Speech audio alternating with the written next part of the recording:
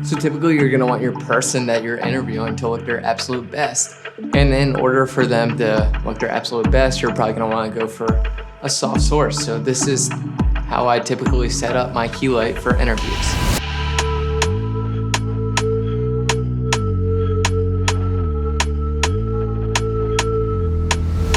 Hey, what's up guys? My name is Gevirtz, and yeah, today we're talking about how I set up my key light for filming pretty much majority of interviews. So I find that most of the videos that you're gonna be getting paid for, at least at the very beginning, are videos where someone is talking, being interviewed, and it's kind of a talking head situation, such as what you're seeing now.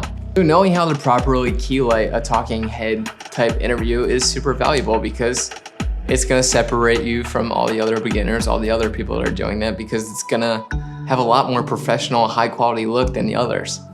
So for me, I always obviously want my subject to look beautiful, and the best way for your subject to look beautiful is to provide a key light with soft light. Soft light is essentially going to be most flattering on the skin, as many of you probably know this, and you're just gonna have a nicer, highlight roll off from the highlights into the shadows, and it just looks a lot more normal, a lot more natural, and makes people's skin look a lot softer and kind of gets rid of all the blemishes that would appear if you were using hard light.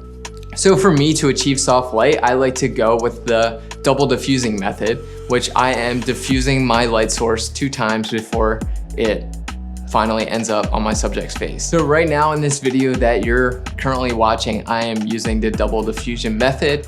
I'm using my Aperture 300D to shine through the Aperture light dome, which is 1 layer of diffusion. And then I'm shining that light dome now into this big sheet of diffusion that I got for like $12 off of Amazon that just hung up on a little C-stand arm.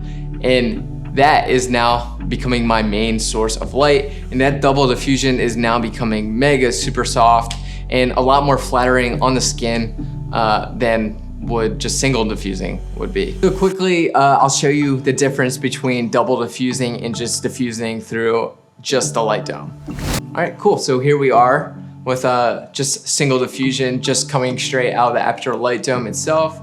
Obviously had to turn down the output on the Aperture 300D because it wasn't shining through that extra layer of diffusion, so we weren't losing as much output. So in order to get the same exposure levels, I dialed it down like 70%. But yeah, this is what it looks like straight out of the light dome. Single diffusion obviously is not as soft.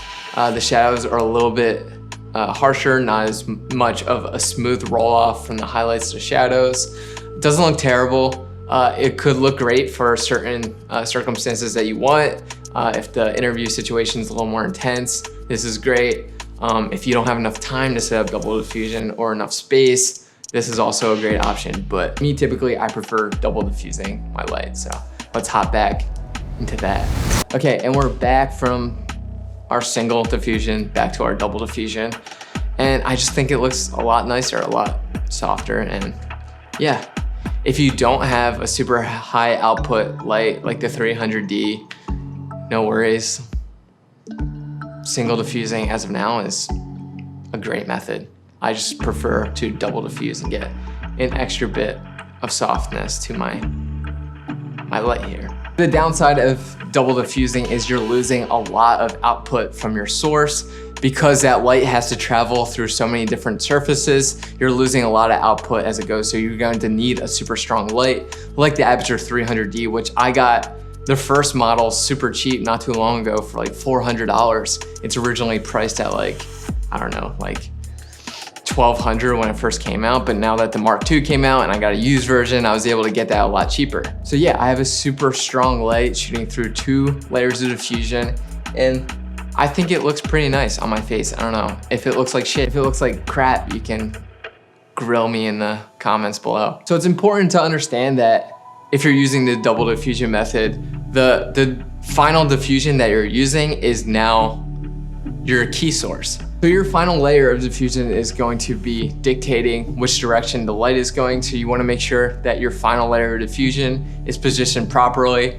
to exactly where you want it, because that's going to be your key source now, not the original light that's all the way behind it. And I'm a big fan of Rembrandt lighting. You're getting that nice kind of moody look, creating some shadows on the faces. You're getting that nice little triangle of light on the shadow side of the face. I like camera to be pointing shadow side of the people that I'm interviewing's face because that's just the style that I like. I feel like it just has a more cinematic buzzword. I just feel like it has a more cinematic look when you're shooting shadow side. It's a little moodier, and that's just like typically how I like to roll and typically how, I like to, light things. I like things to be a little on the darker, moodier side. So having my final source push this in at a 45-degree angle, camera shooting shadow side of my face. I also like to get the final piece of diffusion as close as possible to the subject without it obviously being in the way of the camera lens, because the closer it is to the subject, the more of that highlight roll off you're going to get, and it's gonna look a lot smoother. There's gonna be a lot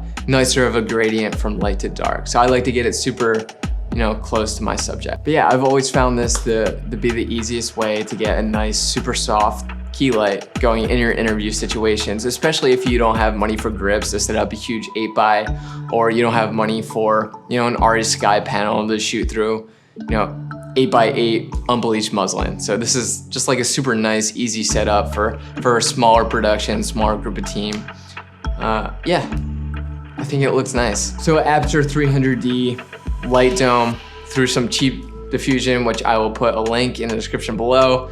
Definitely get some of these. It's cool to throw up on windows, throw over any light just to add an extra level of diffusion. Super cheap. I think it's like $12 on Amazon. I'll put the link of that in the description below so you can order it if you want. Just something that I believe you should just have in your kit whenever. That's all, guys. That is how I typically key light a lot of my interviews if I have time to, set a good amount of stuff up. Hopefully you enjoyed this little YouTube video, and if you didn't, everyone's got the rights to their own opinions, and I respect you either way.